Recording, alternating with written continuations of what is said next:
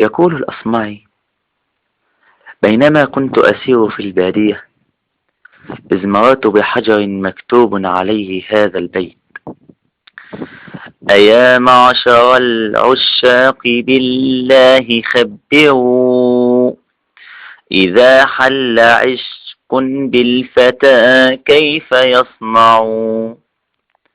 فكتبت تحته البيت التالي: يداري هواه ثم يكتم سره، ويخشع في كل الأمور ويخضع.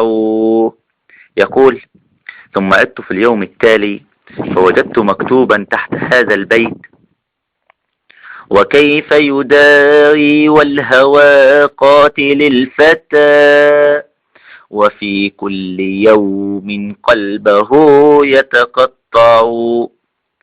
فكتبت تحته البيت التالي: إذا لم يجد صبرا لكتمان سره، فليس له شيء سوى الموت ينفع.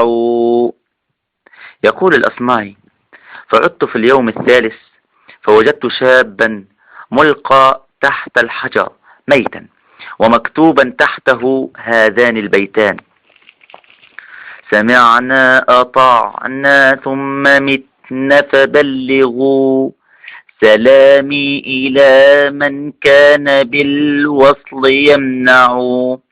هنيئا لأرباب النعيم نعيمهم، وللعاشق المسكين ما يتجرع.